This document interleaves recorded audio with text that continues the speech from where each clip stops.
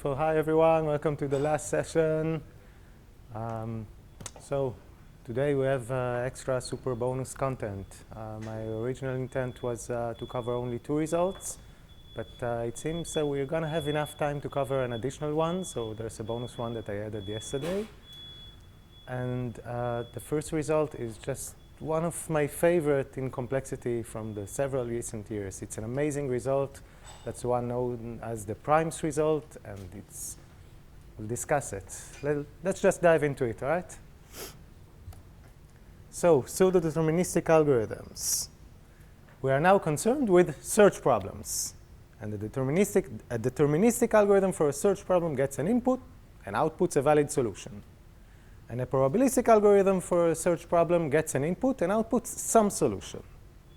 Sometimes this solution, sometimes that solution. We have no guarantee, except that with high probabilities within the set of solutions.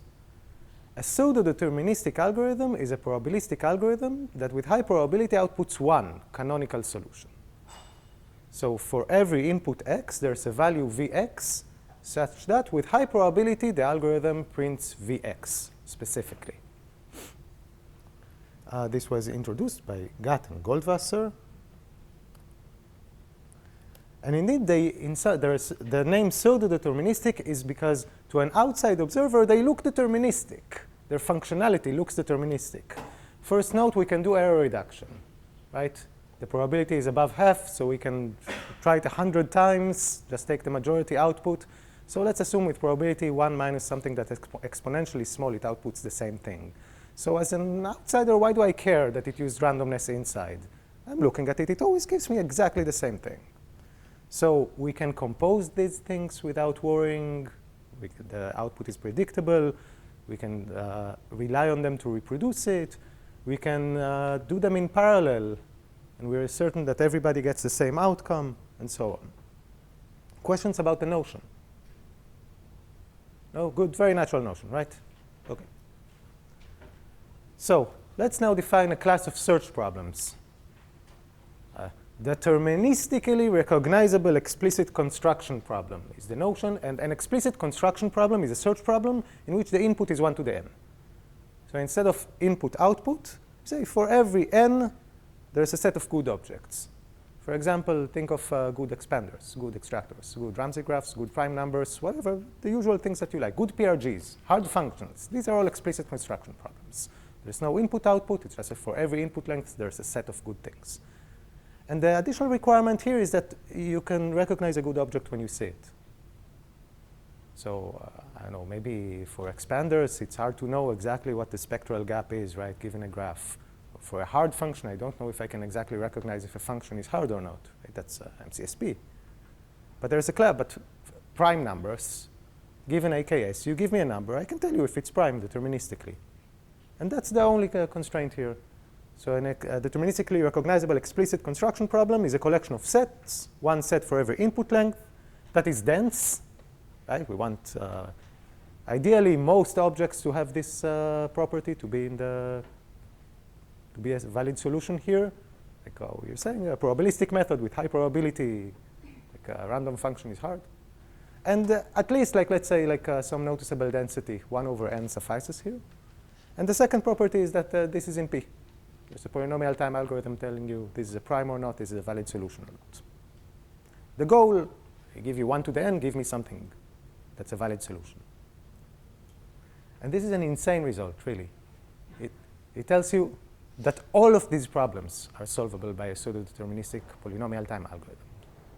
Unconditionally, now, today. This wasn't known like a year ago.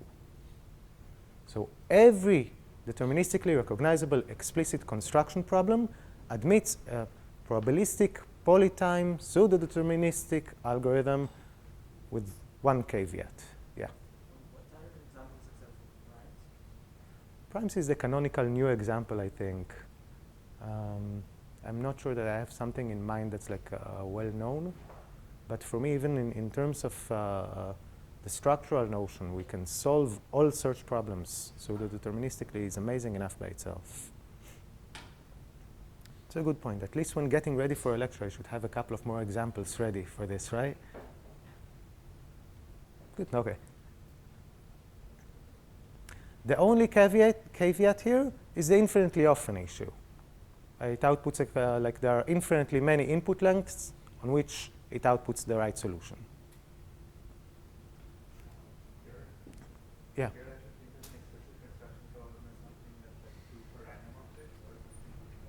Yeah.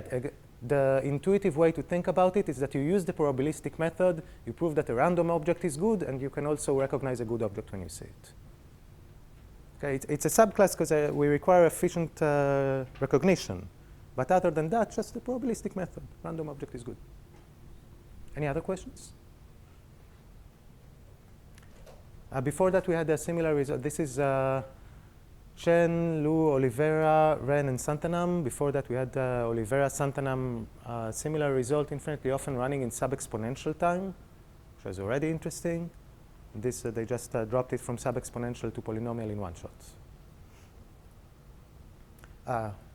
Here's the corollary. You can find prime numbers. Good.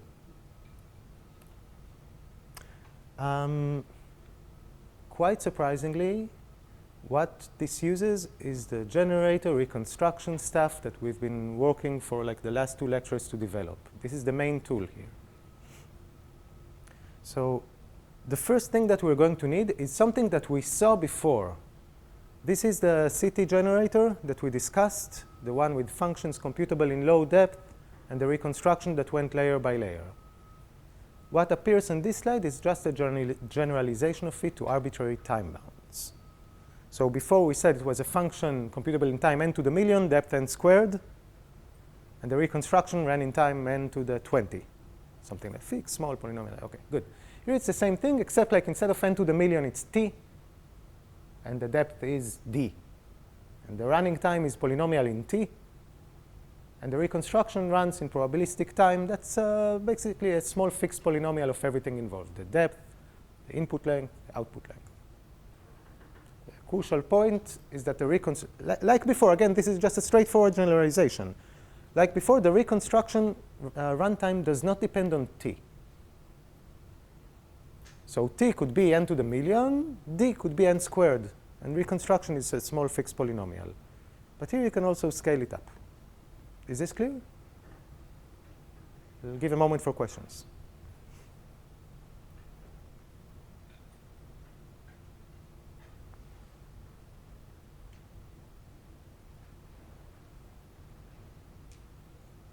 I see some confused looks, so maybe I'll just say things that I already said, just in another way.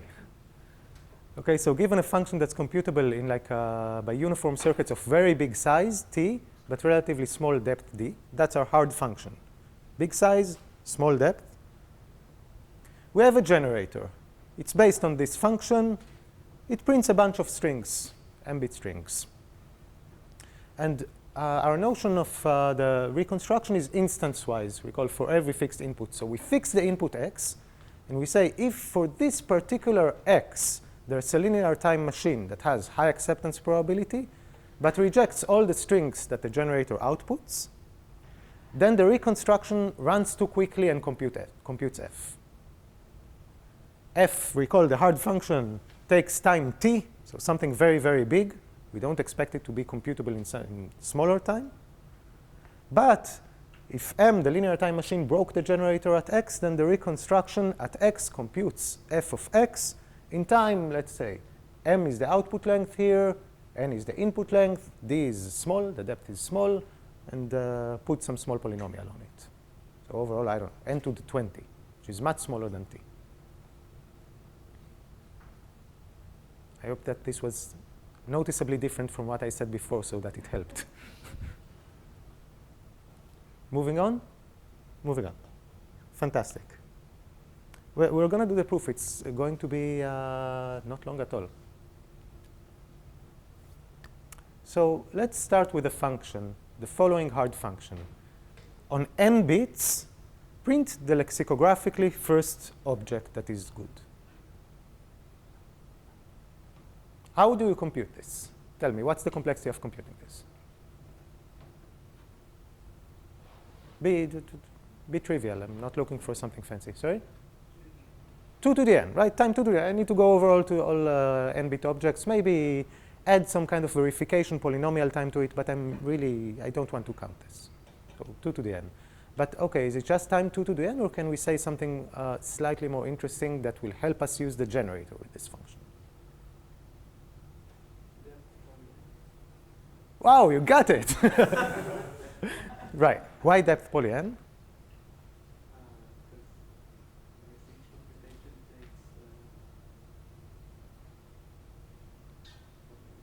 Yeah, each computation. Yeah, oh, you are thinking more fancy than what I intend, because you can do the computations in parallel. Yeah.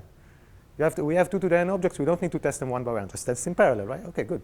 So this silly brute force thing, 2 to the n time depth poly n. Great. Let's instantiate a targeted PRG with it. See, targeted heating set generator with it. See where we go. Yes, Ted.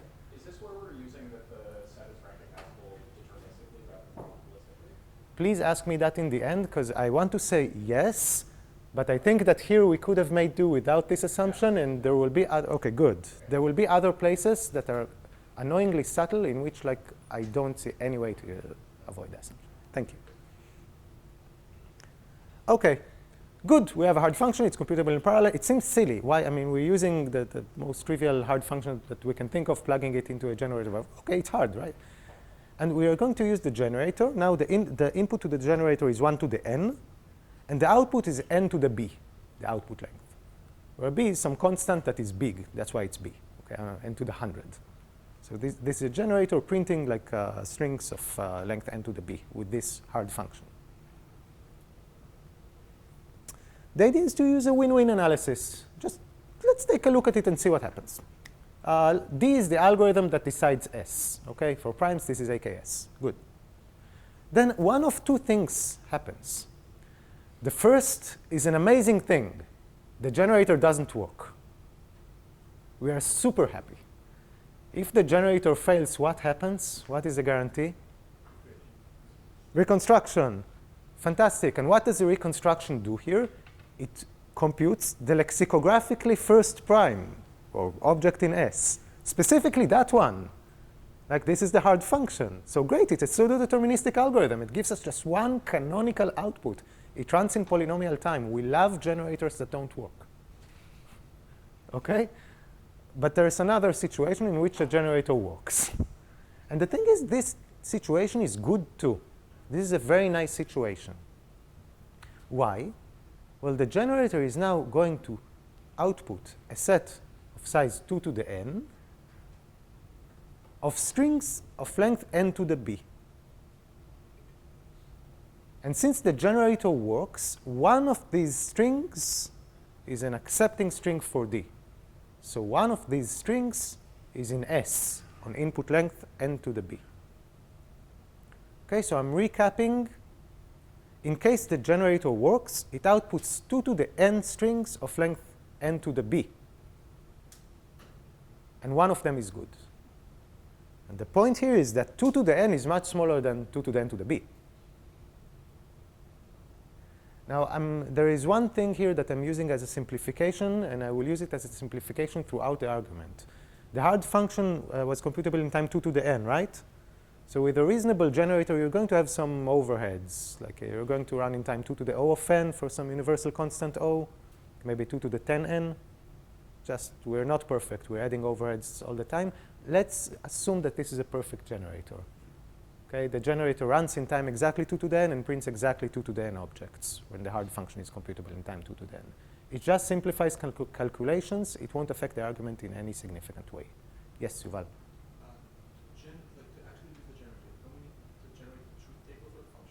In time 2 to the n. Isn't that too long, like too slow? Definitely too slow. Time 2 to the n is too slow on input length n. But on input length n to the b, it's starting to look nicer. Because now it's on input length 2 to the new n to the 1 over b. That's already non-trivial. So what I'm claiming here is that we live in one of two worlds. The first is the amazing world in which the reconstruction just solved our problem on input length n. We're done. The second one is which, on input length n to the b, we're in better shape. There's a set of size 2 to the new n to the 1 over b, just 2 to the n, that contains a good object. Yes? Doesn't the pseudodeterministic algorithm No, okay, good question. Let's go back. The generator would run in time 2 to the n, right? Good. The reconstruction runs in time m, which is n to the b, n, and what is d? Itai already told us? Poly n. Good, polynomial time. Don't you need to run the generator to run with the... No, the generator is like a thought instead of Okay. Okay. Good. Thank you, Zeong. Exactly. Perfect. So remember, we're always like shifting the roles. Like initially, the generator was the real algorithm. The reconstruction was the thought experiment. Then we did the learning result, CIKK, where reconstruction was the real algorithm and generator was the thought experiment. Here, everything is like a real algorithm when you need it. So in the amazing case, nobody runs the generator. We will just be running the reconstruction on this input length. Now, there's a nice case. The nice case is that on input length n to the b, we can compute a set of size 2 to the n that contains a good object. We can compute it in time 2 to the n.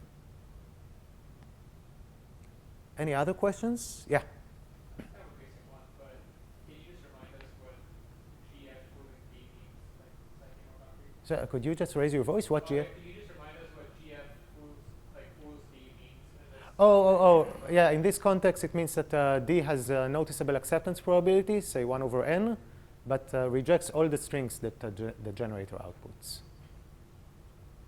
That's not fooling, right? Or is that fooling? That is not fooling. Okay. Yeah. Good.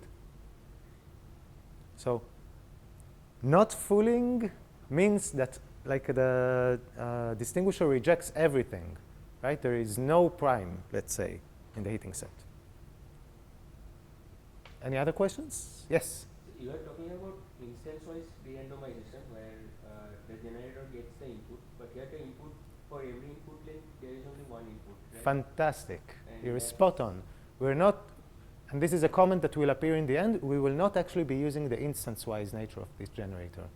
Just its API as a generator with a reconstruction that is a uniform probabilistic algorithm. Perfect. Any other questions?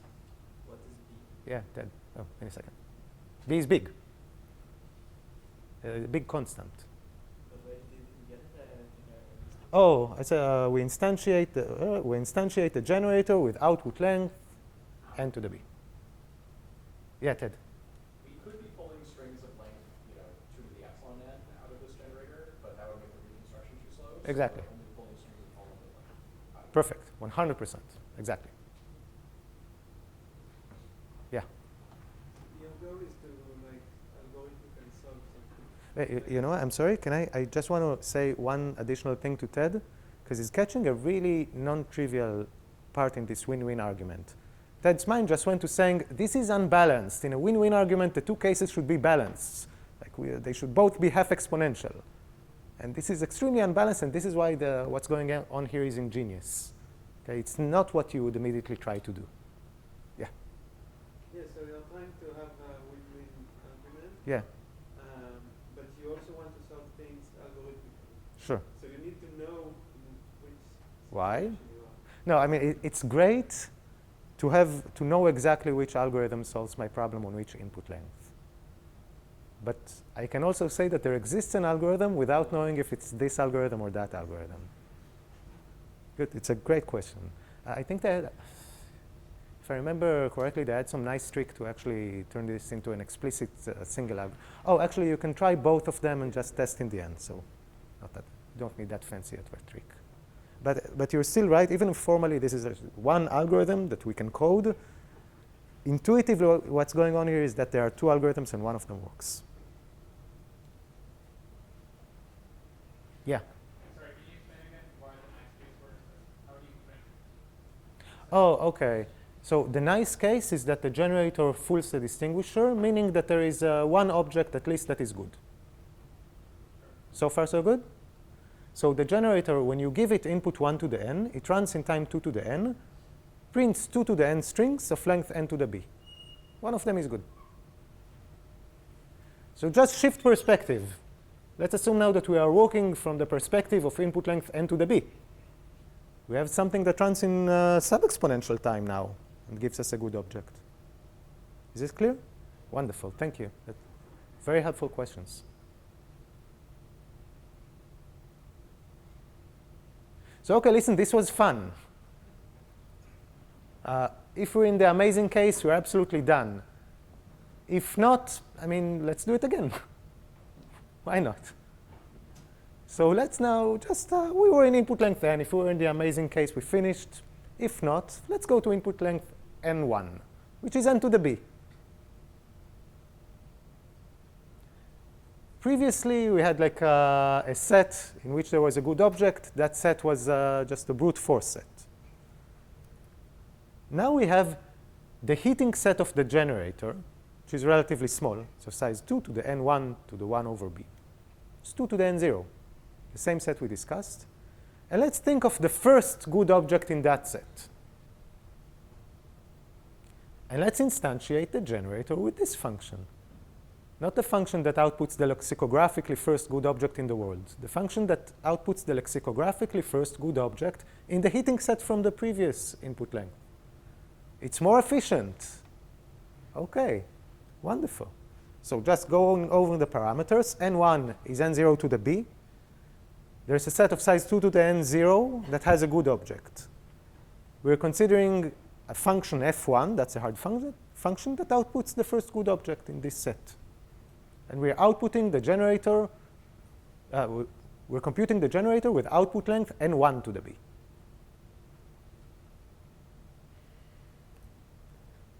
I'm sure you remember this slide from a moment ago. OK? If it doesn't work, this is the amazing case we're done. On input length n1, we have a pseudodeterministic polynomial time algorithm. It prints a good object. Wonderful. This is the end of the analysis. If it does work, no worries, we're still in good shape. Because using the exact same analysis, on input length n1 to the b, now we have a heating set, which is again of the same size, 2 to the n0. The heating set does not grow, 2 to the n0. We have a heating set of size 2 to the n0 that contains a good object. And from the perspective of input length n1 to the b, the heating set is of size 2 to the input length to the 1 over b squared.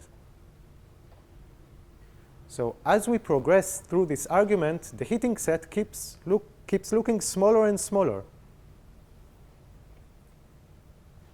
Amazing case done, nice case. Moving forward, let's do that. I'm just writing the generic step, right? Because I think you got what's going on already, right? So in each step, f sub I is the heating set that we get from the previous input length. It's of size 2 to the n0, never grows. We have no overheads in our world. And it looks much smaller compared to the input length that we are in. OK. Well, I mean, after a while, we need to stop. When will we stop? Like, can someone see intuitively when we don't need to do a win-win analysis again?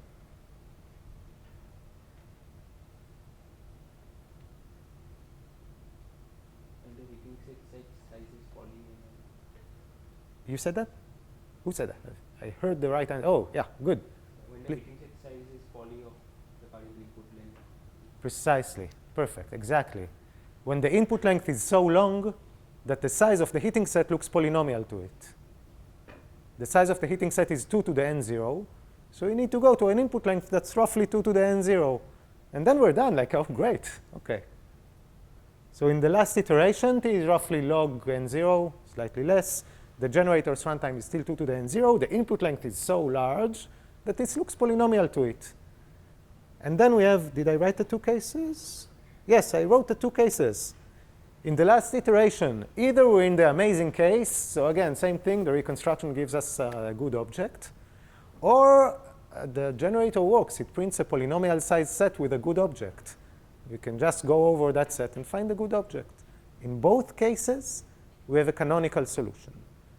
And in one case, the canonical solution comes from the reconstruction, right? Because the reconstruction always computes the first object in the set.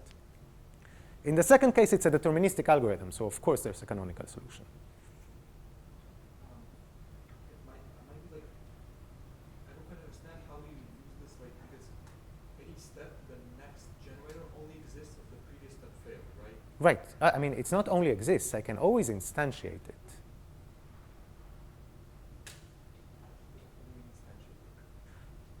Sorry, let's, first I want to negate one word in your sentence, but I think you got it right, it's just a typo. Like, we are in the nice case if the previous generator worked, not if it failed. If it failed, we're in the amazing case, the reconstruction one. So assuming that the previous generator worked, it has a good object in our current input length. And I can define a function. That function says, run the generator from the previous input length, find the first code object, print it. It's a well-defined function? Assuming the previous worked. Yeah. Well, if it didn't work, print some junk. Now it's a well-defined function? So I can instantiate a generator with it. Now, you are right in saying that in the analysis, maybe we were in the amazing case in the first input length, and all of the analysis from now on is meaningless. So all I have to convince you is that it's well-defined. I don't need to convince you that it works. If we're in the amazing case worked, and we're done. Good? So like we prove that like for every input length there is some larger one for which the algorithm exists, but like for this one, it might not exist. Perfect, exactly. Let me repeat this. For every input length n0, there is an interval of exponential length, and somewhere in the interval, our algorithm works. And algorithm means the disjunction of the two algorithms. I don't know where. It's in the analysis. Yeah. Oh. Can you put any bounds of this exponential length? Like what is the, you know what the you guys get from that? I mean, it's just slightly less than 2 to the n0. You want to optimize that?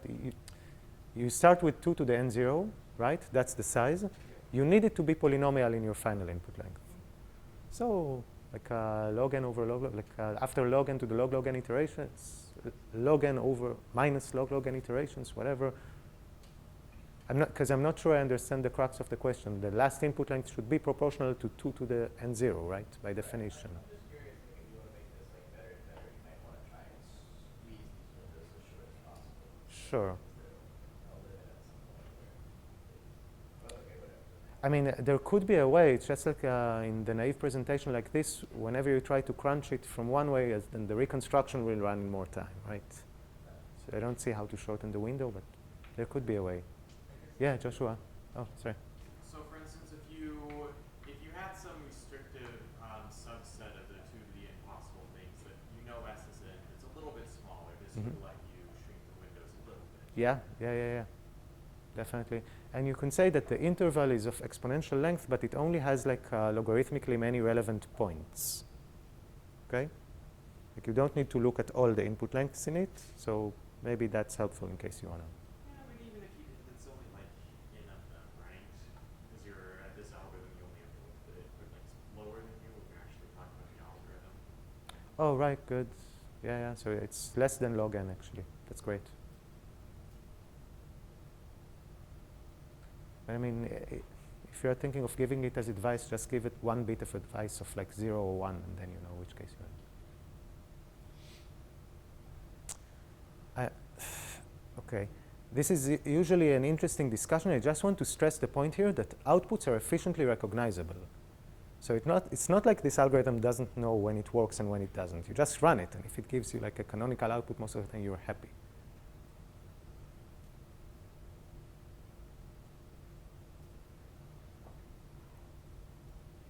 Let me amend that, because there is one slide that's addressing this specifically. You run it, and if it gives you a good object, then you're happy. That's the point. I still need to convince you of one thing that I have not convinced you. I have convinced you that it's pseudodeterministic infinitely often. Like in the analysis, there is some input length in the interval on which it's pseudodeterministic. On the other output lengths, I don't know what it does. Maybe it blows up. So I will convince you. Thanks. Good. I will convince you in a second that it's always pseudo-deterministic. And conditioned on that, you can just test its output to see if it's good or not. Yeah, Ivan. So by running, what Yeah. do you run? You mean which of the two algorithms? You want, in the end, once the thing you want it to the polynomial, right? Right. What do you run? So in each step other than the last, you run reconstruction of the generator. Okay. In the last step, you run either of the two algorithms. You have a deterministic one. If it works, fantastic. If not, run the reconstruction of the generator. Thank you. These are great questions.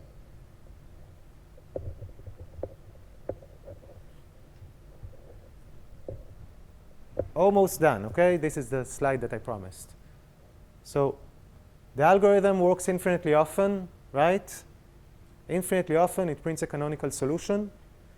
But the way we described it so far, it's pseudo-deterministic only infinitely often. And on the bad input lengths, maybe we run the reconstruction and it blows up and it does weird stuff. It's not pseudo-deterministic.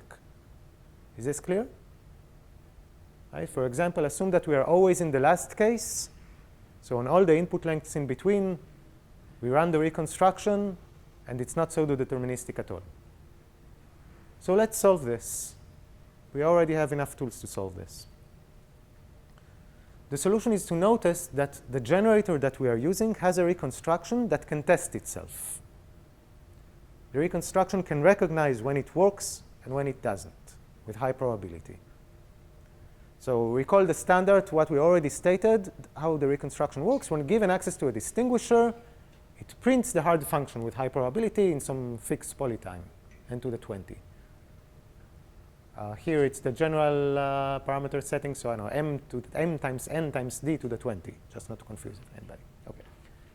So the new property that we're going to need is that when it is given access to any function, not necessarily a distinguisher, an adversarial junk function, distinguisher or not, with high probability, it outputs a value in the set you are a lying liar and the right answer. So except with a small probability, you can't cause it to act weirdly.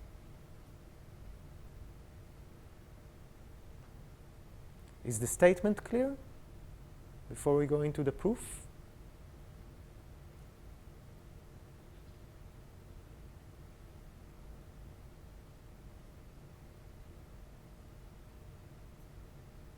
Nikhil, we're good. Questions? What's unclear here? What doesn't sit right? It's good. Okay, perfect. This we should know when we are going to prove it. We are going to prove it. Yeah, we're going to prove it. It's going to take one slide, and then you'll be convinced that you knew it already, but we will prove it. So it's just a reconstruction with a stronger property. Yeah? How does the Nisan-Wigderson reconstructor recognize that the oracle is not a distinguisher? Sorry, could you repeat that? The How Nisan does the reconstructor realize that the oracle is not a distinguisher? maybe it can recognize that in case it finds itself outputting bot most of the time. But maybe you give it something that's not a distinguisher, and it magically computes the hard function. Okay. That's the only guarantee. Either compute a hard function or bot. Yeah, but how does it realize that it has not computed the hard function? Oh, good. We haven't proved it. We need to prove it. Yeah. Nisan-Wigderson reconstruction, I don't know how to do it. Okay.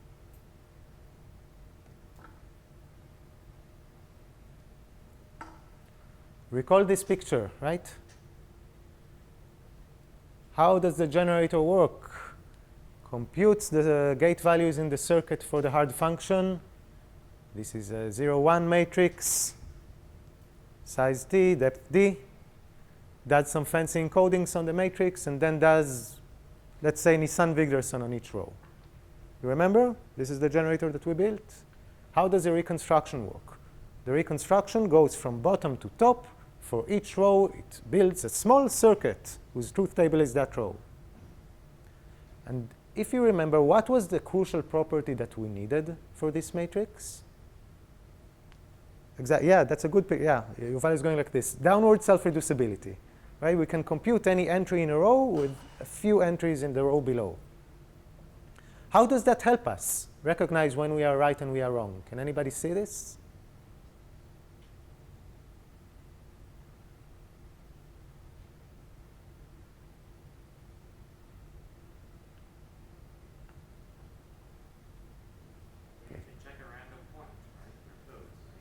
Perfect. Exactly. So recall the base case. We just build a circuit for the first row. The first row is just the input x. We have the input x. In this setting of pseudo-deterministic explicit constructions, this is really like nonsense, 1 to the n. Build a circuit for that. Good. Now we run the Nisan-Wigderson reconstruction. And it gives us something for the second row. Maybe that something is great. It's a circuit that computes the second row. Maybe it's a liar. It's something that doesn't make sense and doesn't correspond to the second row. But we can always check.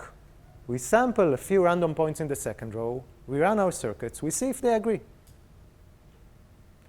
If they disagree, great. Output bot. This wasn't a distinguisher. If they agree, then fantastic. We have a circuit for the second row. There's one minor caveat here. They might agree on 99%. We won't catch the error, but this is an error correcting code, so we can uniquely decode. If that made sense to you, great. If not, forget about it. It's good. The idea is just test ourselves layer by layer. In each layer, use random sampling and downward self-reducibility. That was the proof. Are you convinced that you already knew it? Half. OK. No, I have no. OK. OK, it seems like, OK, sorry. Any questions about this?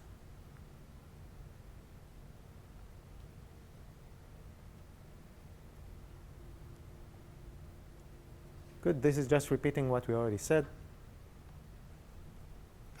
We're basically done. I'll share the places where I lied in a second. These are very small places. You've seen the entire proof. This is like a proof of such a general result. Every explicit construction problem can be solved pseudodeterministically. We know this. We live in happy times.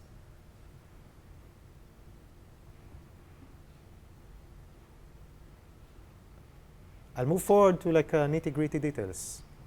Yeah? So why did you use the fact that the size of Sn is 1 by n, at least 1 by n times 2 power n? OK, good.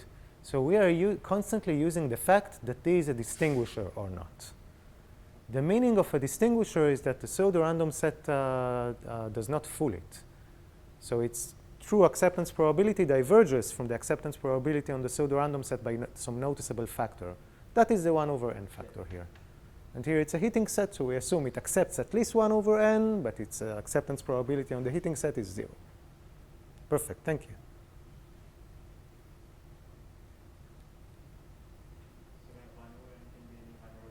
Definitely.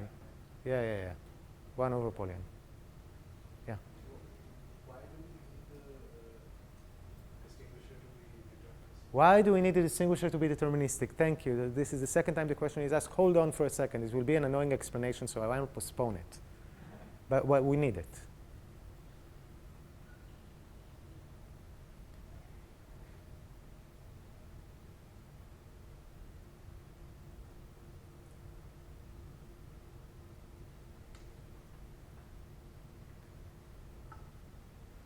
I think maybe I should address that before going into the little eyes, OK? Because it's been asked twice already. So the way this algorithm works, right, it uses a hard function that's computable deterministically at each step. Why is it computable deterministically? Because the function says go over all objects, find the first good one, spit it out. And it uses the fact that we can recognize good objects deterministically. But you can tell me, fine, recognize them probabilistically, be correct with overwhelmingly high probability. You're still going to output that. You'll be correct. And I think I haven't checked, but it should be possible to carry out this entire argument with just carrying this probabilistic hard function with us until the last step. Sorry? The checking. Oh, OK. OK. So not that, but good. So what happens in the last step? Should have a slide. Yes, this is in the last iteration. So if it fools D, you said the checking part is probabilistic, but that's fine. We're using a pseudo-deterministic algorithm. We're shooting for a pseudo-deterministic algorithm. This is good. The first case in the last step breaks, and it's not immediately clear to see. Oh, sorry, no. No, the second case breaks. Sorry, the second breaks, but not for this reason. So what's going on? We are using the hard function from the previous iteration, from iteration t minus 1, right? And now the hard function is computable probabilistically. We want it to give us one canonical heating set here that we can enumerate over and find. Supposedly, usually with hardness versus randomness, this is OK. But we are using a generator that's based on the computational history of the function. And the computational history of the function, if we allow randomness, changes for every different randomness. So we're just not going to get one canonical heating set. Yeah, Ted? Oh, yeah. Just define a circuit with here is the input, here is the randomness. Use low randomness if you want, no problem. But I was thinking, like, replace the final step with NW, but then we can't compute the hard function to do the reconstruction to square access to the previous level. Good. There are inherent reasons why this shouldn't work for not shouldn't. Why it might be too much to hope for this to work for all problems solvable probabilistically, for a sufficiently general notion of making this work for all explicit construction problems that are so that solutions are recognized probabilistically. If you build such an algorithm, you'd show that informally promise BPP equals BPP. Like every problem in promise BPP has a language in BPP that agrees with it.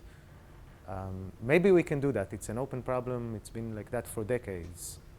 But at least just putting it out there that it might not be as trivial as like, oh, toy with this tiny part. Maybe it is. I don't know.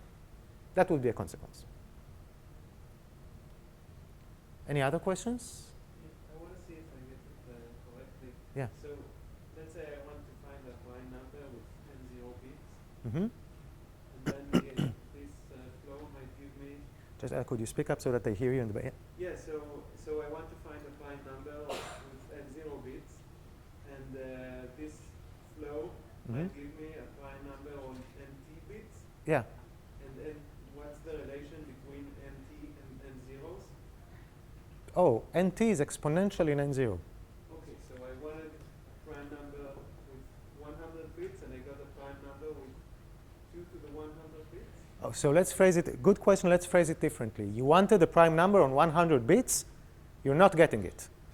But if you replace 100 with 1,000, when you will ask for a number with 1,000 bits, you will get it. So think of the algorithm that for input length n tries to generate a prime number with roughly n bits. It won't work here. Oh, I see. It only works infinitely often. Exactly. It only works infinitely often. So for there might be like exponential gaps.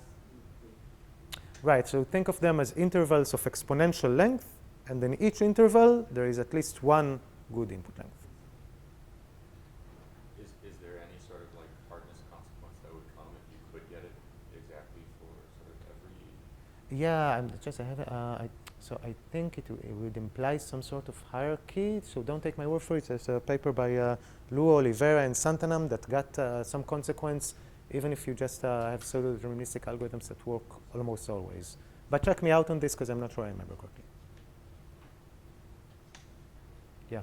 Wouldn't we expect if we can randomize BPP that we could just make deterministic algorithms? Are you saying that if we have pseudo-deterministic algorithms for all reasonable search problems, we have deterministic ones? No, I'm saying if P is equal to BPP, then Yeah. like you would expect to just be able to solve search problems. Right? Clearly, you have not looked at Appendix B in the worksheet. This is a paper of Goldreich from 2010. It's a great paper. It's not complicated. You can do it. Take a look. If promise BPP equals promise P, then I want to be able to say every BPP search problem, that's a definition, you can solve deterministically, but you get something annoyingly a little different. And I don't know if that gap can be bridged or not.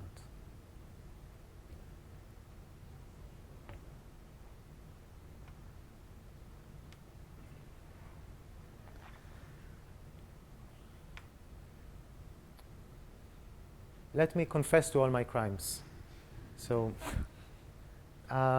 what did we hide under the rug? There was one small crime. I'll start from the bottom, okay? We said like the initial generator ran in time 2 to the n0, and we pretended, the initial hard function was computable in time 2 to the n0. That already hides some polynomial factor, but fine. And we said that, oh, the generator runs without overhead 2 to the n0 and outputs exactly 2 to the n0 strings, and it continues throughout the entire iteration. Of course, we're going to have some overheads. But that's really not a big deal. So put some kind of universal constant before this n0 and take b to be bigger than it. And the argument works. So that's just parameters. I just didn't want to pretend that it doesn't there. The second thing, if you remember, like the generator needs the circuit to be uniform, and there was a notion of log space uniform that I was like hand waving even before when I talked about it. I want to keep hand waving it again, just say that it's not trivial at all to make sure that these hard functions are still log space uniform. Because the hard function in the log iteration is log many compositions using the hard function in the first iteration. And you've got to work to make sure that it still makes sense. OK, good. That's the second thing. The first thing is actually an excellent technical contribution of this paper that is independent and that I hid when I said, remember the generator that presented here? That was the CT generator. And I said, oh, you just generalize it, right, to arbitrary time bounds. And it's true, you just generalize it to arbitrary time bounds, but the original construction does not generalize smoothly to arbitrary time bounds. And the reason is that the original construction at each level uses the Nisan-Wigderson generator. If you remember, the Nisan-Wigderson generator is suboptimal for some time bounds. Like its seed length would not be logarithmic. What would you do? The obvious thing.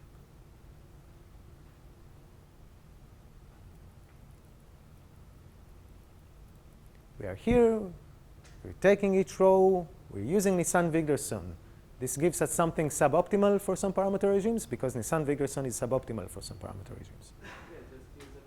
Yeah, just use another. Yeah, right. Thank you. Just replace Nisan-Wigderson with something else.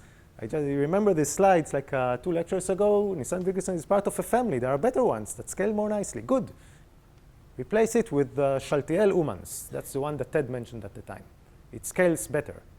Fine, we replace Nisan-Wigderson with Chaltiel-Umans. Everything works except that Chaltiel-Umans, the reconstruction, is not a learning algorithm. That's a problem. So in this paper, they showed a version of the Chaltiel-Umans generator in which the reconstruction is a learning algorithm. And this is a contribution in this paper, and this is why everything works. I won't get into details for it. I don't think we need to. But I did want to mention it.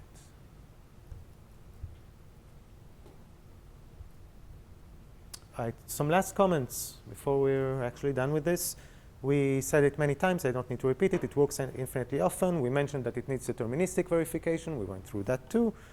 And notice we went even through the last point. So great, you caught everything here. We didn't use this targeted heating set generator with an interesting target. We used it with 1 to the n. What we really use is the fact that unlike classical reconstruction procedures, the reconstruction procedure here is just a probabilistic algorithm. It's not a learning algorithm. It uses learning reconstructions inside of it, in its belly. But in and of itself, it's just a probabilistic algorithm computing the hard function. And we simply, like when Oliveira Santanam had the analogous sub-exponential result 7 years ago, such a generator simply did not exist for all parameter regimes. This result really relies on the fact that such a generator exists. I think it's a good time for a 5-minute break, right? We'll reconvene for 2 other results. OK. So I wanted to point out one thing. It's just I think it might have confused a few people, and I want us to be absolutely clear about this point. The iterative log-wise procedure is part of the analysis. There is no algorithm that gets n0 and prints a prime of length n7. Our algorithm just gets ni and tries to print a prime of length ni. It's just that it fails on many input lengths. The analysis, where we go through these log n steps, shows that there is one input length, at least, on which it succeeds. We're not going to get n0 and try to find this input length. We can if we want, but that won't be very fast. The interesting part here is that when we get this input length, we'll be able to output an object of that input length. OK. You know, another curious thing that I have to mention, just because Nikhil asked me something very related, they did mention it in the paper. There's something cool going on. We're using the computational history of the hard function, and the hard function computes D, where D is the algorithm that decides if an object is good or not. So in particular, this the generator depends on the code of D. because the generator uses f and f implements d. So if you implement d with a for loop instead of a while loop, you will get a different prime. The heating set depends on the implementation details. It's a non-black box argument. If you use the same function d, just with a different implementation as a small circuit, then the heating set in each iteration would be different. Okay. That's it for the result. Now let's move on. We have barely spoken about interactive proof systems, and I have two results about interactive proof systems that I want to talk about. So, Goldwasser, Mihaly, Rakov, Babai, of the canonical events in complexity theory, the introduction of interactive proof systems. We have a fast verifier and a very strong prover, either unbounded or just has much more computational resources than the verifier. There's a common input. The prover tries to convince the verifier tries to catch it. We all know this. A problem has an interactive proof if there's a polynomial-time verifier and a magical unbounded prover, such that the prover can convince the verifier that any statement is correct, and with high probability, the verifier will catch any cheating prover on an incorrect statement. Throughout the talk, it's always public coin. So the verifier in each round chooses random gibberish, sends it to the prover. The verifier is smart only in the last round when it checks the interaction. Everything clear, right? We're on the same page. Questions? Amazing definition. You've never seen it before. Wow. No? Good. OK. Good. So recall the following trivial observation. If we take an interactive proof and we de-randomize it, make the verifier deterministic, we collapse it to NP. OK. Why? I always tell the joke. OK, it's like when I speak with my wife, she knows in advance everything that I'm going to say. So she just computes it on her end and sends it to me in one shot. So this is what the prover is going to do with the deterministic verifier, right? It knows everything that the verifier is going to do. So the prover computes it in advance and sends it in one shot. There's no need for interaction. And this just results in an NP system. So when we remove randomness, we also remove the interaction. And this tells us that we can't hope for too much. Why? OK, another thing that if you've never seen it before, you're going to be like floored, amazing, what is this crazy talk? IP equals P space, right? We can solve any problem in P space with an interactive proof. So if we could de-randomize interactive proofs in general, we would get that NP equals P space. Don't know about you. I'm not working on proving such a thing at the moment. OK, those are the limits of derandomization in the context of interactive proofs.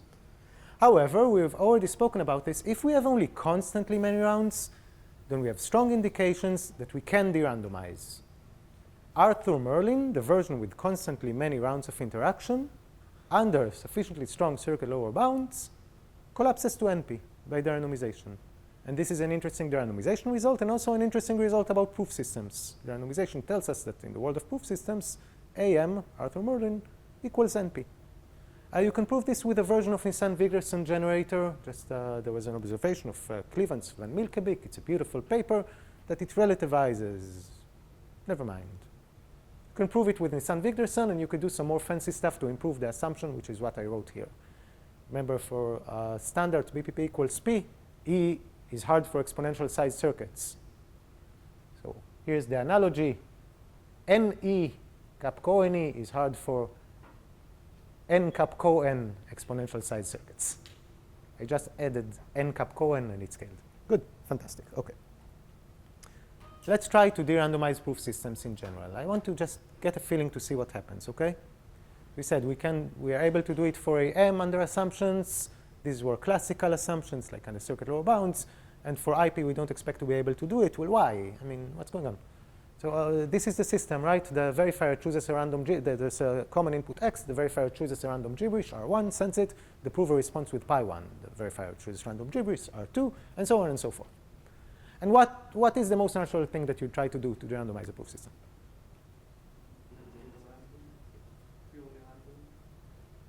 This is purely random. So instead of purely random, de-randomize it. OK, so yeah, just use a PRG. Use Nisan-Wigderson, right? Don't choose randomly at each round. Use whatever generator, Shalti, Allumans, whatever you like. Put a generator there. And that's the classical approach. This is how the classical results AM equals NP under assumptions are proved. The distinguisher is going to be a bit subtle, okay? And I'm going to hand wave a bit about it. What we really want to happen in all these interactive proofs, all of the versions that we'll consider today, you can consider perfect completeness. The prover always convinces the verifier on correct statements. So we only have to care about incorrect statements. We only have to catch the prover when the prover lies. And what we really want to happen is that, like, if we replace in the third round the random coins by pseudo-random coins, we don't want the acceptance probability suddenly to spike. When they were truly random coins, we were about to reject. The prover is a liar. We caught it. When we replace it by pseudo-random coins, we don't want to accidentally find ourselves choosing coins that allow the prover to fool us. So the distinguisher is going to be something that I like to think of like the residual value of the game. What's the probability, for example, under a maximal evil prover that it can convince us? And we don't want that to spike. Now you need to model this distinguisher in like interesting ways. Okay, how do we compute this probability under a maximal evil prover? But fine, let's black box this. Think of the distinguisher as like some procedure that checks that the acceptance probability did not spike when we replace random coins by pseudo-random coins. Did I speak confidently enough to scare everyone? Okay, yeah. So basically, because IP is equal to P space, we can think of this distinguisher as a P space distinguisher. Oh, if you're trying to solve all of P space, the answer to your question is yes, but not so trivially, because you need to talk about a specific interactive proof. But specifically in in IP equals P space, you don't need to compute the prover. You can enumerate over transcripts and do something like that. So yes, I'm just saying non-trivially so. You need to work with a specific proof system. Okay. Yeah. So if we're derandomizing like a 7-round protocol, Yeah. the derandomization is basically 1 round at a time. Like Yeah. we sort of convert the residual 4 rounds into an NP verifier first, Mhm. and apply the derandomization to the second. So we still get it from like any capco-any lower bounds. Like we don't need a stronger circular bounds. So Ted is pointing out the fact that when there are 7 rounds, okay. In this result, there was no mention of this fancy residual value of the game distinguisher. It just looked like a normal non-deterministic circuit. And it's true, but the reason for that is that when we start with, in this result, you start with 7 rounds. You have unconditional results from the 80s transforming 7-round games to 2-round games with a polynomial overhead that depends on the 7, and then just work on the 2-round game. 1 round, actually, 2-message game. But you can certainly do better if you want. Like, you don't have to use this transformation. Actually, erase that. For worst case randomization under assumptions, you can't do better. For average case, you don't need to do that. Any other questions? I don't want us to focus on the distinguisher. I want us to focus on our goal, which is to replace random coins in a round by pseudo-random coins without suddenly causing a spike in the probability that we're convinced of a false claim. So the distinguisher will refer to the rest of the interaction. And what is the input to the distinguisher? In the third round, the distinguisher tries to decide if the value of the game remains the same under uniform or pseudo-random coins. Previous transcript and Exactly. This distinguisher looks at the partial transcript until that round and tries to verify that conditioned on this partial transcript, there is no spike in acceptance probability. Okay, now hopefully, yeah, Nikhil. Yeah. Can you elaborate on I think it might have said the distinguishes the residual value of the game. Yeah. This is the part where I'm constantly hand waving. You want to make sure that there will be no spike in acceptance probability with a maximal evil prover. Right? That's our goal. No prover can convince us. And there is some probability when there are truly random coins. Hopefully it's low. If we're in the beginning of the game and the partial transcript didn't cause any spike, the probability is low. And we want to make sure when we replace it by pseudo-random, it's not the case that like there's a prover that suddenly can convince us with high probability. How do you compute that? Okay, maybe you compute the prover, maybe you enumerate over transcripts, maybe there's a fancy way for some specific proof systems. It differs. Okay. So this is the first problem in your worksheet, basically. So the residual value we just said depends on the partial transcript. So if this is a proof system with transcripts of length t, this is t bits of information. What is the minimal size of a pseudorandom set for the class of these distinguishers? Equivalently, what is the minimal seed length? First problem in the worksheet. Okay, let S be a set that 1 over 10 fools all circuits of size t. Prove that the size of S is at least t to the 0.99. So it's the same here. If we want to use a PRG that fools like all distinguishers with t bits of information, we need to be of size t. So we're going to pay t in each round, right? In each round we have t pseudorandom choices when we use a PRG. And if we have n rounds, then we're with t to the n and we're dead. If we go through all possible choices in all possible rounds, it's t to the number of rounds. No choice can't evade this when using a PRG. This is why the classical results apply only to constant round proof systems, where you can pay t to the constant. And they don't apply to IP equals p space, which has polynomially many rounds, and we can't pay t to the poly. Yeah? Is the distinguisher necessarily a circuit? Like what if somehow you come up with Yeah. a system is just a uniform machine? I can, but still, like the number of the bits of information that I'm giving it is t. So there's a uniform machine. Like if you went through the exercise and tried to break the generator when you are given t bits of information, there's a uniform machine that does it. The problem here is not circuit versus non-circuit. The problem here is that you are trying to fool the class of all procedures that you thought about that get access to arbitrary t bits of information when using a classical PRG, right? Of course, we're angling for a targeted PRG here, right? That's the point.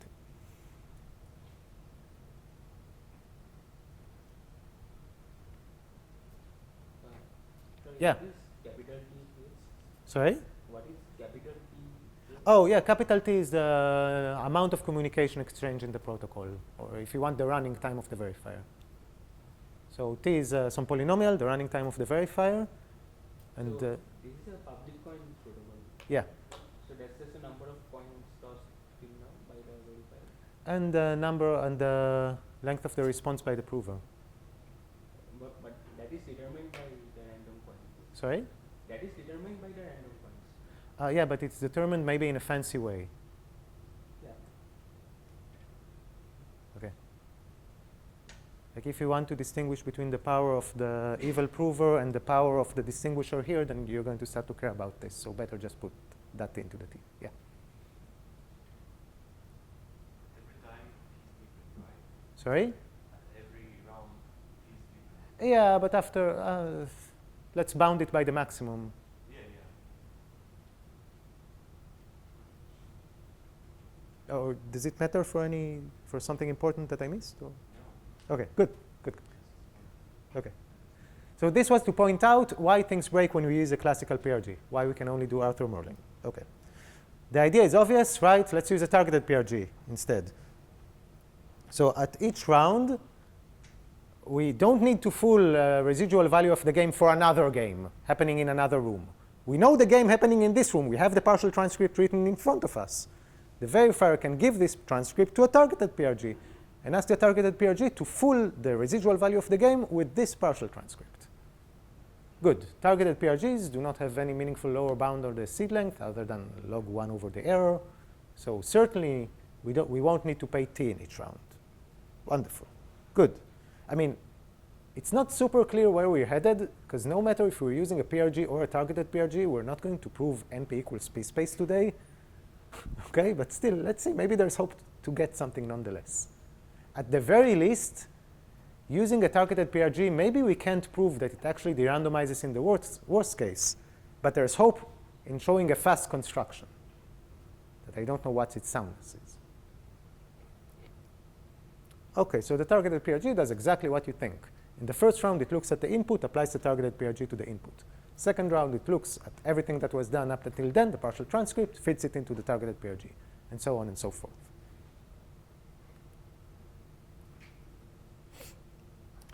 Okay, this is what we'll be able to get from using this approach. Let's define an object. This object is called computationally sound NP. And as you might guess from the name, it's NP that is computationally sound. Usually NP is information theoretically sound, right? The prover in NP, the prover can convince us of a correct claim, and no proof can convince us of an incorrect claim. Okay, so here we're going to say no efficient prover can convince us of an incorrect claim. In fact, we're going to say something even more relaxed. No efficient prover can find an incorrect claim and a proof that convince us. Before going into the definition, let me say that this is an argument system. Cryptographers in the audience, you know what an argument system is. Argument systems have been studied in crypto since the 80s. An argument system is a proof system with computational soundness. But in crypto, in contrast to this, there is randomness for the verifier, there is interaction. So it's not an NP-type machine. It's an interactive proof. And another thing, in crypto, the adversary is usually a circuit. Here, the adversary is going to be a uniform algorithm that tries to find an input and a proof. Let's go through this. We say that the problem is in computationally sound n time, and now I need to verify specify two times: the verifier time and the honest prover time, TV and TP. If there's a deterministic TV time verifier, this is an NP machine. There is nothing going on. Like the machine will get a proof and say yes, no. No interaction, no randomness. Deterministic TV time verifier and an honest prover running in time TP. Completeness meaning like, okay, you give X to both parties. The honest prover computes a proof, sends it to the verifier says yes. Soundness meaning for every evil P prime running in time polynomial in what we allow the honest prover. So we're allowing it more power than the honest prover, right? For every adversary running in time poly TP, the probability, now the crux lies in the subscript. This is a great way to fool your audience. So the probability when you give the evil prover 1 to the n and tell the evil prover, please print an n-bit input and a proof that will mislead the verifier, it succeeds only with negligible probability. So something smaller than any polynomial. And what does misleading the verifier mean? Exactly what you think, right? The input is a no input, but the verifier still says yes with this proof. Does this definition make sense? Yeah, Ted.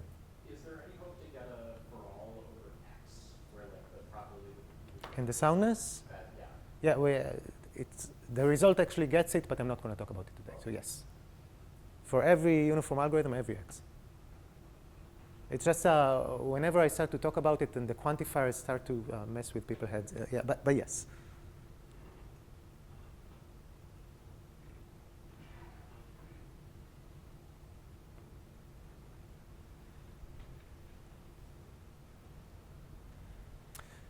If something is in computationally sound NP, it looks like it's in NP to any efficient algorithm that's looking. Because from the perspective of every algorithm working in time poly TP, this is a perfect NP verifier. It solves the problem. You're not able to find inputs on which it doesn't work. Is this clear? Functionally, when you work in bounded time, this thing looks like it's perfect? What? So the prover is the deterministic one? Oh, here the prover is deterministic. You could make sense of this with a probabilistic prover. At least to me, the definition makes sense if the honest prover is probabilistic. All I care is that the verifier is deterministic. Yeah. Yeah, P prime is randomized, exactly. It gets 1 to the n, it uses random coins, it tries to break this, it can't.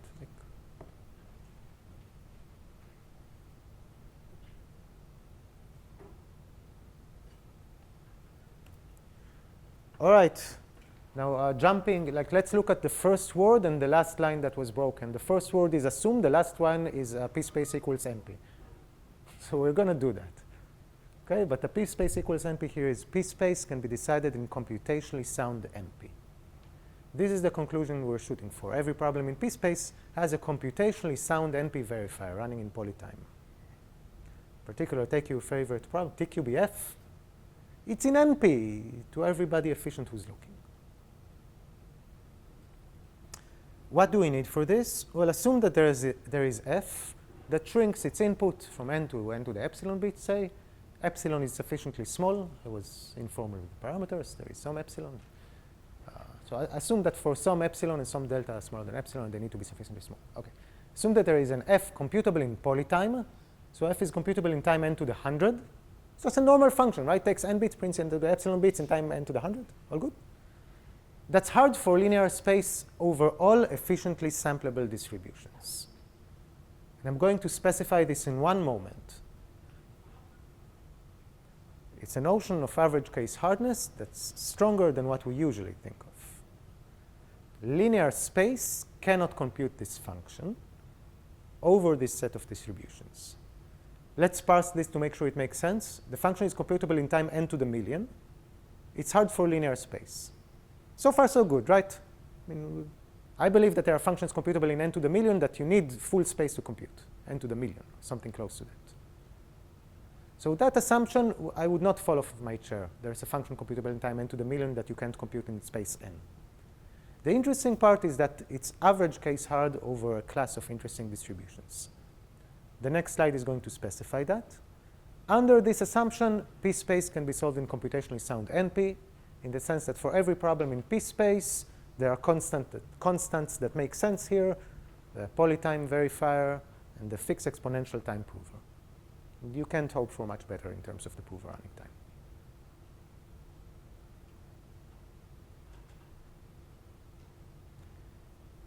Now, I'm not sure if I'm getting stunned silences because something here is confusing or because we are reevaluating our life choices and p-space equals NP.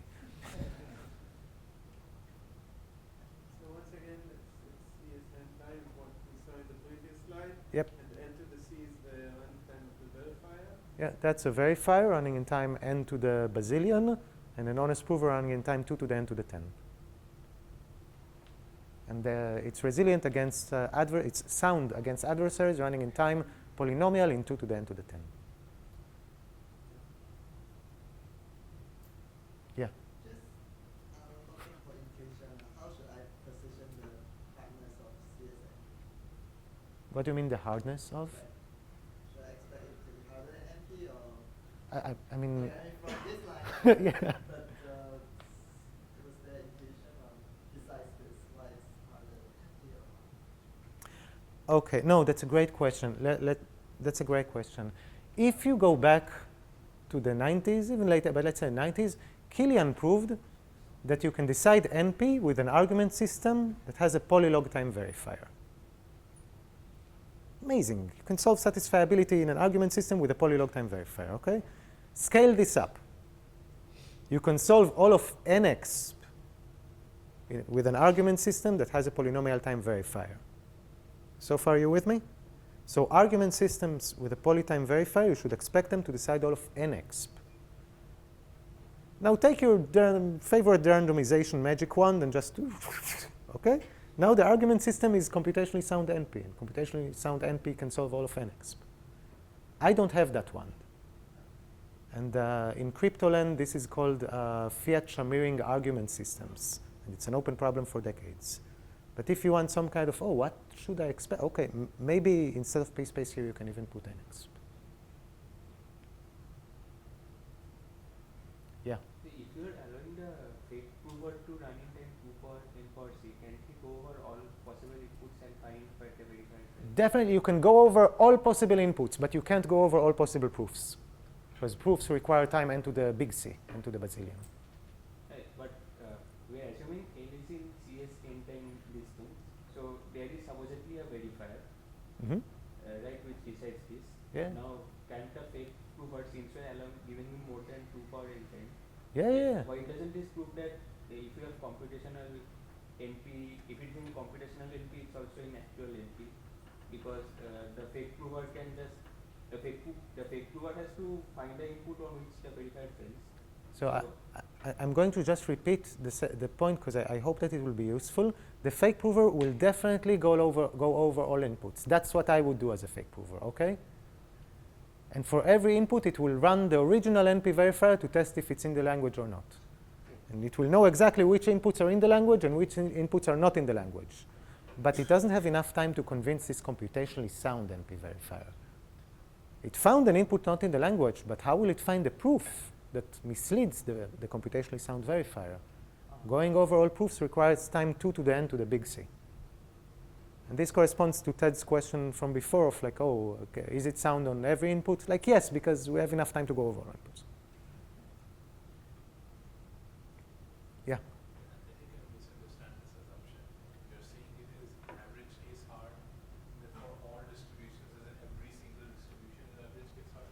Yes. Every single efficiently sampleable distribution. This is the assumption. For every linear space machine A, fix A. A is the weak machine trying to compute the function, okay? And every probabilistic sampler sampling a distribution in time 2 to the n to the delta, the probability that a sampler finds an easy input is negligible.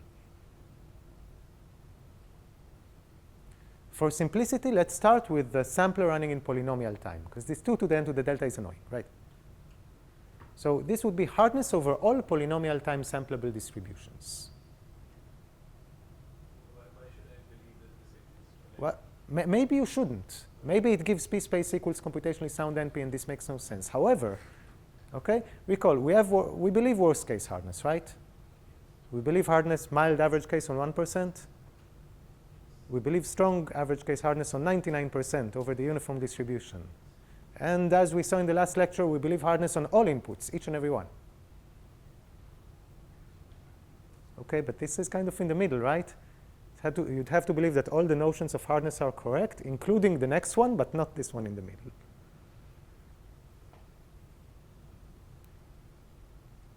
Hardness on all inputs, you get it unconditionally by hierarchy. It follows hardness for probabilistic algorithms on all inputs follows from promise BPP equals promise P. I am 100% with you in saying that we don't understand this assumption. We don't. I think it's, at this point, a very important open problem. Can we relate this to other assumptions? One-way functions, circuit lower bounds, average case hardness, whatever you like. Ask me, if you want to think more about the assumption, ask me in the end. I'll tell you what's the annoying obstacle that prevents me from saying, oh, this is implied by one-way function, implies one-way functions, something. Okay. Any more questions about the assumption?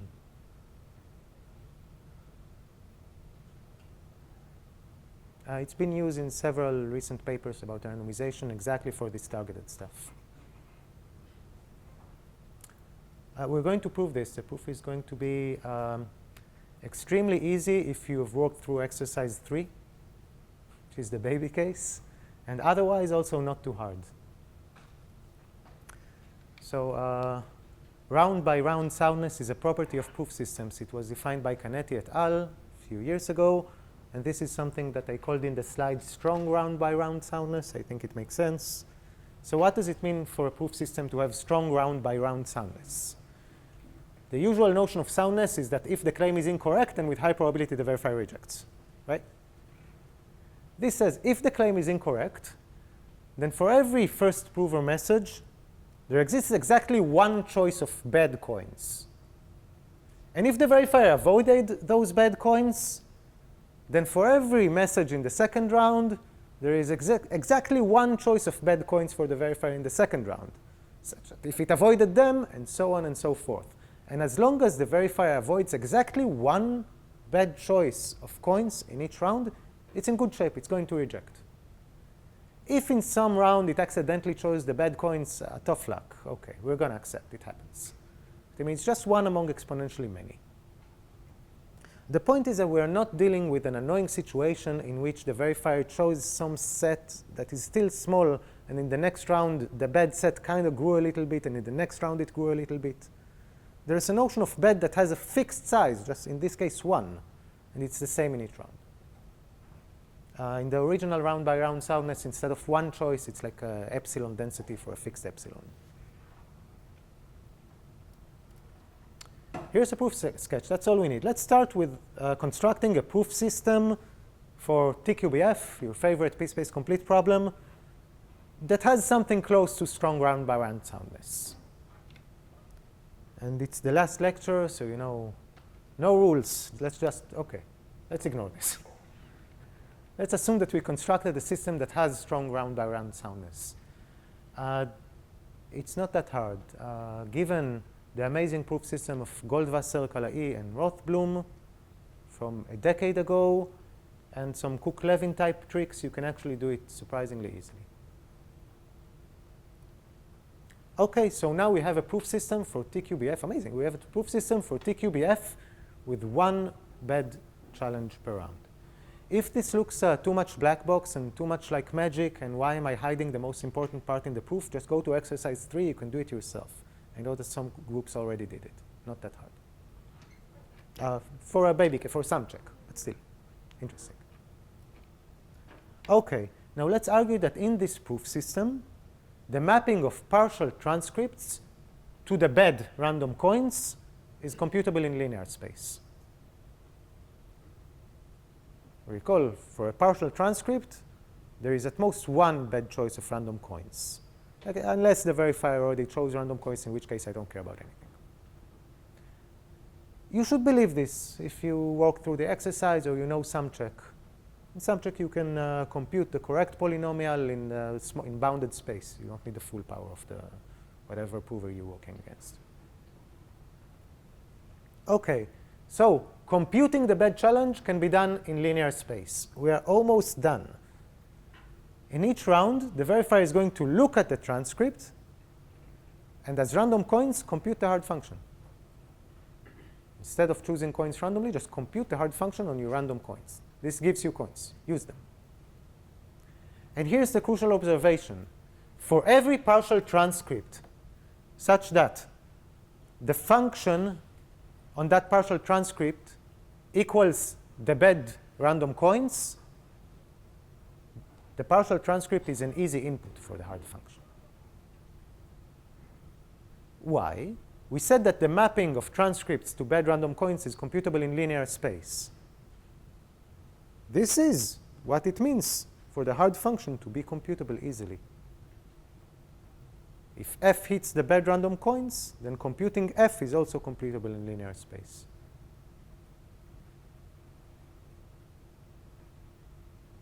Is that clear? Questions? I can repeat it. The verifier uses the hard function on the partial transcript as random coins. If it hit the bed choice of coins, then it means that the bed choice of coins is f at that partial transcript, by definition. It means f hit the bed random coins. But we're saying that computing the bed random coins is in linear space. Hence, f is in linear space on this partial transcript. Yeah? So like, it hit the bad choice at just one round, and then like it's valid. Yeah, we're going to bound, like we're going to say there is no round in which it hits the bed coins. Okay. Yeah. Hitting the bed coins even in one round is awful. We just go home.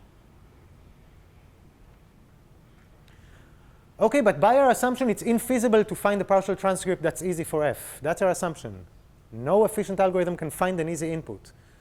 So in particular, no bad adversary can communicate with the verifier and bring up a communication that gives an easy input, except with negligible probability.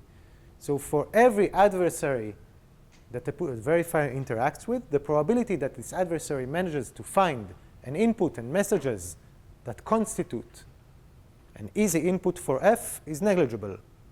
And hence, the probability that it finds a partial transcript on which the verifier hits the bed random coins is negligible, which is why soundness is maintained.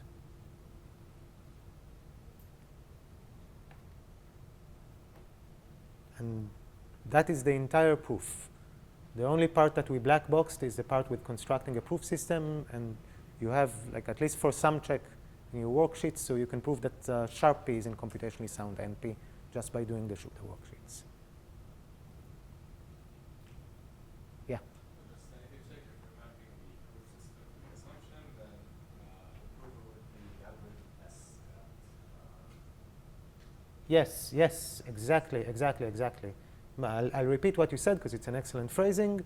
If we're mapping the proof system to the assumption, the prover would be the sampler algorithm F that tries to find the sampler algorithm S that tries to find an easy input.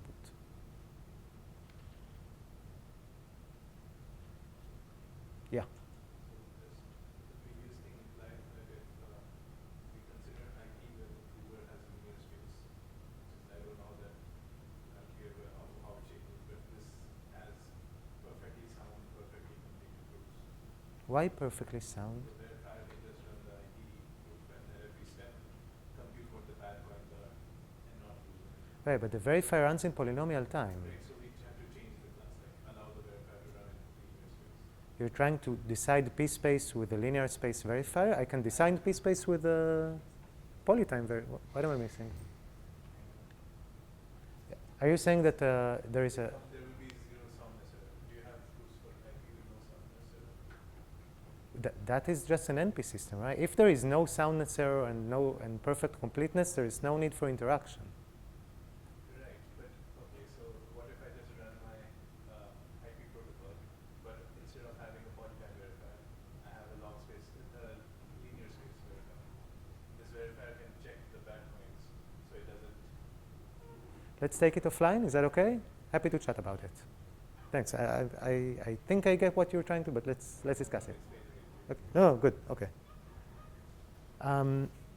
Soundness here is against uniform algorithms, right? Every algorithm that runs in time 2 to the n to the epsilon to the delta.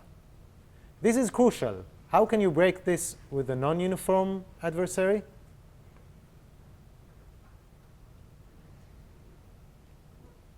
Yeah. Exactly, right? Yeah. Just hard code a bad input.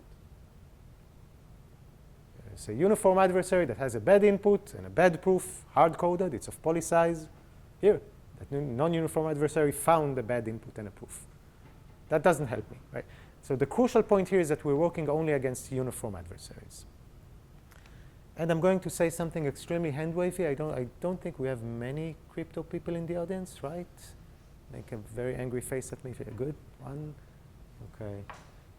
2. And Rahul, you don't count? I don't know where you are these days. 2.5. No. Okay. 3. Perfect. Okay. So mostly for the crypto people, and I'm going to go fast. You might have noticed that this is almost identical to Fiat-Shamir. So, okay, Fiat-Shamir is an approach in crypto to remove interaction in proof systems. It says take something called the CIHF, correlation intractable hash function. You can think of it as take a fancy crypto hash function and apply it in each round to the current transcript. You get coins for the verifier. In crypto, it's usually modeled with a hash function that requires some randomness to choose a key in advance. And it's modeled against non-uniform adversaries.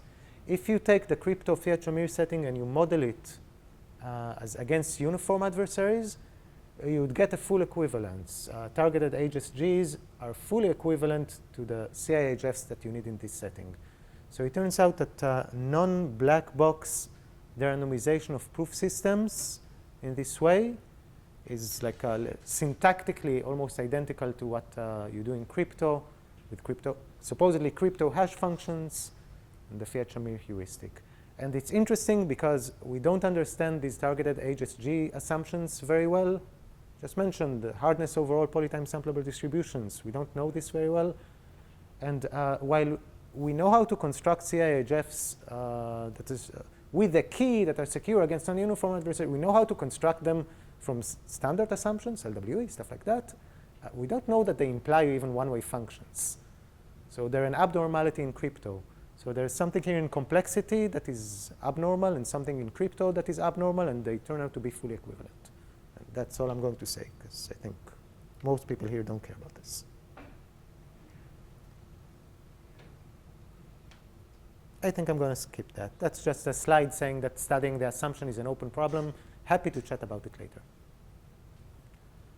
So, okay, NP equals P space. Good. Next. There's one last result that I wanted to talk about. People seem like we've had a lot of information, so I think I'm going to be light with this result, okay? I want to talk about a result of very recent Van Milkebeek and Strodyevsky about non-black box derandomization of proof systems, but not of this kind. Just worst case derandomization AM equals NP, where instead of circuit lower bounds, we will assume hardness on all inputs for some uniform model. It's just, I like the technique, and I think it's nice that we see another targeted PRG construction throughout the 3 lectures instead of the one that we saw. Let's skip over this. The language is in Arthur Merlin, if exactly what you think, right? It's a 1-round system, interactive proof with 1-round system, okay? This is the classical theorem that we saw. Assuming strong circuit lower bounds, AM equals NP. We want to get this from lower bounds for uniform non-deterministic procedures. This is me pruning content to not be too technical. So just going over slowly. Okay, what do we need? We're going to, it's a one-round system. The verifier sends coins and gets back a response, and then it's done. We're done. Okay? So like if the claim is correct, then we know like for every coins there is a satisfying answer. And if the claim is incorrect, then for most coins there is no satisfying answer. And now we're going to choose the coins pseudo-randomly. And for this thing to work, to maintain soundness, what we need is that like choose the pseudo-random set of coins such that like yeah, okay. For every choice, is it for every choice? Yeah, for every choice there is a satisfying answer. But no, wait. When when x is not in L, right? We want to catch the prover. So it should be 0, I think. Okay, when x is not in L, we want that there exists one time where we set 0. Good, so it's the converse. Okay, good. No, everything good. Okay, this is the derandomized verifier. What is written is correct. How does the derandomized verifier work? Right? It chooses pseudo-random coins. It sends them to the prover. The prover needs to give back satisfying answers for all the coins. Because if the claim is correct, if x is in L, then every possible choice of coins has a satisfying answer. And we hope that, like, okay, if x is not in L, then the choice of coins is pseudo-random, such that some coins won't have a satisfying answer. Good. That's the requirement. If the claim is incorrect, then there is like a pseudo-random choice of coins that the prover can't convince us. The point of this annoying thing is that the distinguisher is going to be non-deterministic. We're going to choose pseudo-random coins, and like what we really want is that like there is a like for every prover answer, we're good. Negating this, the distinguisher for the soundness case is like the distinguisher said that something bad happened. If like yeah. If we hit that something good happened if we hit a good set.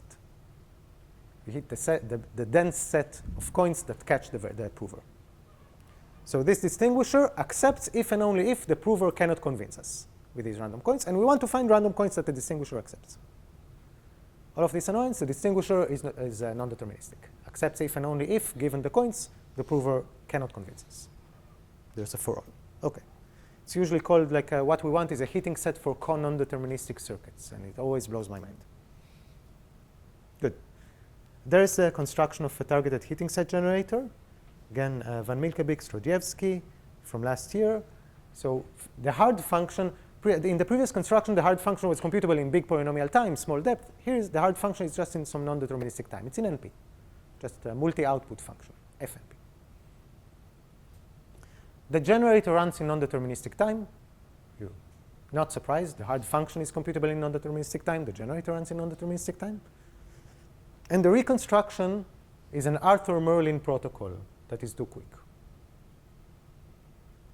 In the previous generator, reconstruction was a probabilistic algorithm. Now we're in the proof system universe. So the reconstruction is a probabilistic proof system with constantly many rounds. And again, reconstruction is significantly quicker than what we expect to be possible. If the hard function is computable in time n to the c, the reconstruction is able to compute it in time n to the log c squared. Much faster. And what's written here is exactly what you think. For every fixed x, if x is an incorrect claim, meaning that this distinguisher has high acceptance probability, but it avoids the heating set, then the reconstruction works. And my bad, n to the 12 here should be n to the log c squared. But it's exactly the same as before. The distinguisher avoids the heating set, the reconstruction works quickly and manages to compute the hard function. We're instance-wise, so it's for every fixed x. You know this. Okay, good. C is a constant. It's a point. Yeah. It's just that there's some annoying dependency between c and c prime that you don't want. Yeah. You're fine with thinking of log c as 12. It's log. What does it mean that the reconstruction computes a function? Just this is the way you define it. The reconstruction is an Arthur-Merlin protocol. The prover can give it a proof that it prints the function, and no evil prover can give it a proof such that it prints something bad. It either says, I caught you, or it prints the function. The construction uses PCPs. We're at the payload now. So I'm going to define PCPs. They're going to look magical in case you haven't seen them, but I think, I hope that most people here have seen PCPs. So a PCP for a language is a randomized verifier that gets oracle access to a proof. It doesn't get the entire proof written in front of it. The proof is written in the sky, and it can query some symbols of it. And we want it to run much more quickly than the length of the proof. Maybe read constantly many bits of the proof, run in polylogarithmic time, something like that. And as usual, completeness and soundness. Correct claims, there's a correct proof. Soundness, incorrect claims, whichever proof we commit to and write in the sky, the probability of acceptance is low. And there's a crucial point here, right? It's not like an interactive proof system where the verifier asks one thing, then the prover thinks for the second round. No, the prover commits to a fixed PCP, and then the verifier queries it at some locations. Classical result, BGHSV, 20 years ago. Every language in non-deterministic time t has a great PCP, quasi-linear proof length. To connect the dots, if you recall, Lige's talk showed a locally testable code with a constant rate, which corresponds, it is close to having a PCP with linear proof length. That is the main hope that this code will lead to. For PCPs, we don't have linear proof length, we have quasi-linear proof length, and this is all. I don't know why I'm telling you this. It's not needed for the proof. Assume polynomial proof length, and you're good. Okay. This is a great PCP. Short proof, log randomness, polylog query complexity. So in particular, the verifier is going to be much, much, much faster than time t. The verifier runs in time something like polylog t and sprinkle n squared or something on it, like a small fixed poly. Yeah. Is it at all surprising that the randomness does not allow you to generate polylog t independent queries? Since each would cost us. It is, Yeah. It's like it's not naive sampling, right? Okay. Yeah. I mean, no, I don't want to commit to it because I don't say. I think it's pretty common in these things, but yeah. Good. More questions?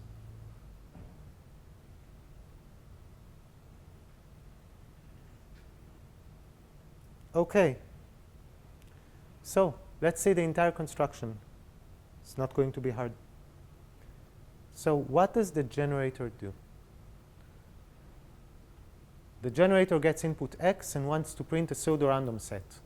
Previously, we had this matrix. We applied Nisan-Wigderson to every row, yada, yada. The generator here, for every output bit, let's say that there are m output bits, it guesses a PCP. The PCP is for the claim, this output bit is 1 on x, or this output bit is 0 on x, whatever it's supposed to be. Verifies that the PCP is good, is a good witness, convinces it. It can do so in time poly t. Then applies Nisan-Wigderson to the PCP. The PCP is a string. It's a string of length quasi-linear in t. We can think of it as a hard string and apply Nisan-Wigderson to it. If you don't like Nisan-Wigderson, use another generator. That's fine, whatever you like. In the end, it's going to take the union. Is the construction clear?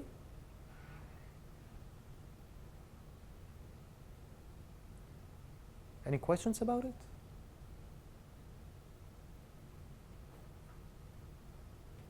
Okay. Assume m equals n for simplicity. It's not crucial for the result. I first wrote it with n, and then it looked very confusing, so let's change it. Yeah. Every output bit, guess a PCP, use that, verify that this is a good PCP witness, use that PCP witness as a hard string for Nisan-Wigderson. That's our pseudorandom set. For some guesses, we guessed bad PCP witnesses. So the generator just aborts. It only needs to work when the PCP witnesses are good. And there could be several different guesses that cause it to output several different pseudorandom sets, because sometimes there are two good PCP witnesses. Okay, fine. It's still well defined. Okay.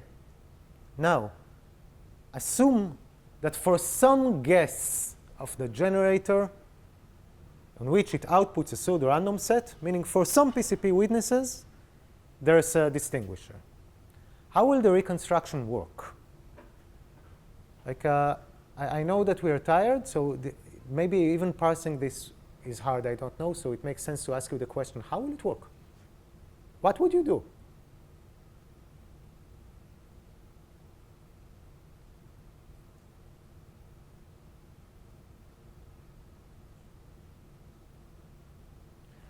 Okay. Start with this, but I'm going to ask you again in a second, okay? We're going to try and construct concise representations of PCP witnesses. We know that the distinguisher avoids the pseudorandom set for every PCP witness. So Nisan-Wigderson reconstruction should allow us to shrink every PCP witness and have a concise representation. At which point we can run the PCP verifier and everything works very quickly. We have concise representations. So let's start and see where we get a bit stuck and things are nice. So for each output bit, guess the value of that output bit, right? We might be right, we might be wrong, okay? Then run Nisan-Wigderson reconstruction, thinking in our minds that what we are reconstructing is a PCP witness. We know that the distinguisher avoids Nisan-Wigderson with that PCP witness. Nisan-Wigderson reconstruction is which type of algorithm? Everyone dead. Burned totally? Okay. Yeah. So I want to check if other people can answer the question, and that will serve as a barometer of whether or not we're continuing or stopping. Yeah? It's a reconstructive PRG? Is that what you're going for? Oh, the reconstruction in Nisan-Wigderson. Is it like... Okay, good. You see, we're sorry. Yeah, good. Nisan-Wigderson is a randomized algorithm. Is it just a randomized algorithm, or does it need special information about something? Oracle to the hard function, right? Even the... to the distinguisher. Oh, right. Oracle to the distinguisher, for sure. But what else? Oracle to the hard function. Yeah, it needs queries. It's a learning algorithm. How are we going to answer its queries here? Yeah, thank you. Who said that? Yeah, I mean, I don't know what the right answers are, but I have non-determinism. Why don't I guess? So we run the Nisan-Wigderson reconstruction, which is learning. We guess the answers. Okay, hopefully it gave us back like a good circuit, and we run the PCP verifier. And the crucial point here, I'm lying just a little bit, the PCP verifier is not going to accept wrong claims. If our guesses are bad, as long as they give us some kind of, like a circuit for some kind of string, the PCP verifier is going to reject this string if the claim is incorrect. That's the point of using PCPs here.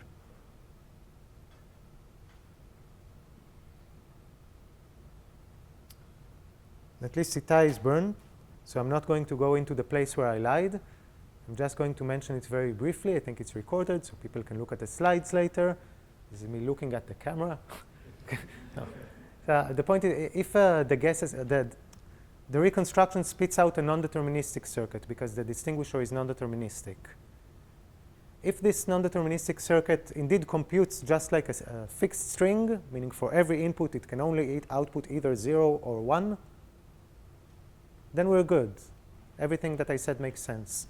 The bad situation is that we have a non-deterministic circuit that doesn't act like you'd think it should act. On some inputs, there are witnesses causing it to output 1 and witnesses causing it to output 0. In which case, the soundness of the PCP verifier is not guaranteed. And to solve this problem, we replace Nisan-Wigderson with another generator whose reconstruction is resilient. Resilient means that this doesn't happen. It always outputs a non-deterministic circuit that is committed to a value for every input. And that uses locally testable and locally decodable codes. I'm sure that was useful. Okay. Last slide. You had fun, you're energetic, you want to learn more. Okay, where to head next? There's been a lot of activity and a lot of writing about this in recent years. You'll be able to find a ton of materials online. I cherry-picked. There's a survey that Lydia and I wrote about what's going on in recent years. It contains many of the things we discussed, not the ones that happened after the survey, but almost all of them. And it also contains some discussions about derandomization that's like a free lunch derandomization. You don't pay anything. You eliminate randomness for free, but it's only like and no efficient algorithm can find mistakes. There are some derandomization mistakes, you just can't find them. You'll find information about that there. You'll find information there about what are the minimal assumptions needed for derandomization. It's an active and ongoing line of research. Can you prove an if and only if for promise BPP equals promise P against some hardness assumption? The answer is yes. The question is, what are the best hardness assumptions? It's super interesting. I didn't even begin to touch the entire area of unconditional PRGs. For advanced branching programs, for formulas, for AC0 circuits, this is an amazingly rich area that's at least as large as hardness versus randomness. I don't know of any text that even comes close to summarizing it. The best recent text is by Hatami and Hosa. It's great, you might like it. It surveys a lot of techniques that are used in unconditional derandomization. For derandomization implies lower bounds, the best source that I know right now is Lydia's thesis. We should write more expositions or course notes, but we have not. So go to Lydia's thesis in case you're interested. And if you're interested in a cool niche area related to derandomization, I have a survey about quantified derandomization that I also have not mentioned. So if you're curious, feel free to go there. Feel free to contact me or the vast majority of people that I mentioned here. They'll be delighted to speak about this. Thank you very much.